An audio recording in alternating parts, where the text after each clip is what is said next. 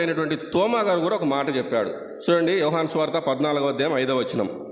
ఆయనతో పాటు ఉన్నటువంటి తోమా అనే ఓ మాట చెప్తాడు. యోహాను సువార్త 14:5. అందుకు తోమా, ప్రభువా, ఎక్కడికి వెళుచున్నావో మాకు తెలియదే, ఎక్కడికి వెళ్తున్నామో మాకు తెలియదే అంటున్నాడు. యేసు ప్రభు శిష్యుల్లో ఉన్నటువంటి 12 మందిలో ఒకడైనటువంటి ఈయనకే ఆ ఊరికి పోయేటువంటి మార్గం తెలడం లేదంట. యేసు ప్రభు దగ్గర ఉన్నటువంటి ఆయనకే ఊరికి పోయే దారి తెలకపోతే మరి సామాన్యులైనటువంటి వారికి మరి పరలోకం వెళ్ళేటువంటి దారిని ఎలా తెలుసుకోగలరు? మరి తోమా గారికి అయితేనేమి, ఆనాడు ఉన్నటువంటి ప్రజానీకానికి అయితేనేమి ఏం తెలుసుకున్నారు వాళ్ళంటే? ఏం తెలుసుకున్నారంటే చూడండి, అదే యోహాను సువార్త 6వ అధ్యాయము 23-24.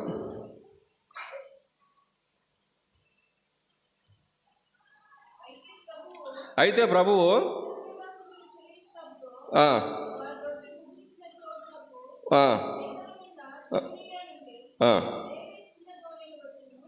ఇక్కడ వాళ్ళు ఏం తెలుసుకున్నారంటే 23-24లో యేసు ప్రభు రొట్టెలు చేపలు ఏ ప్లేస్లో పెడతాడో ఆ ప్లేస్ బాగా తెలుసు వీళ్ళకు. ఎవరంట? ఆనాడు ఉన్నటువంటి యేసు ప్రభు ఉన్నటువంటి 12 మంది శిష్యులు అయితేనేమి, అనేక ప్రజానీకానికి యేసు ప్రభు గురించి వాళ్ళకి ఏం బాగా తెలుసు అంటే, రొట్టెలు చేపలు ఈ సమయానికి ఎక్కడ పెడతాడంటే తిబెరియా సముద్ర తీరం పోతే ఆ ప్లేస్లో ఇప్పుడు బ్రహ్మాండంగా రొట్టెలు చేపలు పెడతాంటారు, ఆడికి పోతే తినొచ్చని వాళ్ళు అనుకుంటున్నారని యేసు ప్రభే చెప్పాడు ఆ మాట. చూడండి 26వ వచనంలో, అదే అధ్యాయం 26వ వచనంలో, మీరు సూచనలను చూచుట వలన కాదు కానీ రొట్టెలు భుజించి తృప్తి పొందుట వలననే నన్ను వెదకుచున్నారు, రొట్టెలు భుజించి తృప్తి పొందుట వలననే నన్ను వెదకుచున్నారు అన్నాడు. మీరు దేనికోసం వచ్చన్నారు నాకు బాగా తెలిసిన ఆయన, టయానికి నా దగ్గరకు వచ్చి ఖచ్చితంగా రొట్టె పెడతాడు, చేప పెడతాడు, అందుకని నన్ను వెంబడిస్తున్నారని శిష్యులను మరి ఆనాడు ప్రజానీకాన్ని అందరినీ కూడా ఆ మాట చెప్పడం జరిగింది. ఎందుకన్నాడు ఆ మాట అంటే, తన దగ్గర ఉన్నటువంటి 12 మందిలో ఒకడైనటువంటి తోమాకే ఎక్కడికి వెళ్ళే మార్గాన్ని తెలుసుకోలే, ఊరికి పోయేటువంటి మార్గాన్ని తెలుసుకోలేకపోయాడు.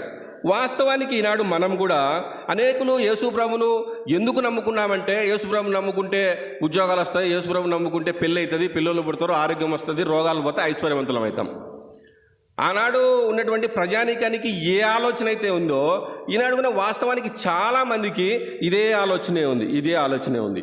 అయితే దేవుడు అంటాడు యోహాను సువార్త, అదే యోహాను సువార్త 6వ అధ్యాయం 27వ వచనంలో, అక్షయమైనటువంటి ఆహారం కొరకు మీరు ప్రయాసపడాలా, క్షయమైనటువంటి ఆహారం కొరకు ప్రయాసపడద్దు అంటాడు. అంటే ఈ రొట్టెలు ఈ చేపలు అనేటువంటిది తింటారు, జీర్ణమైపోతుంది.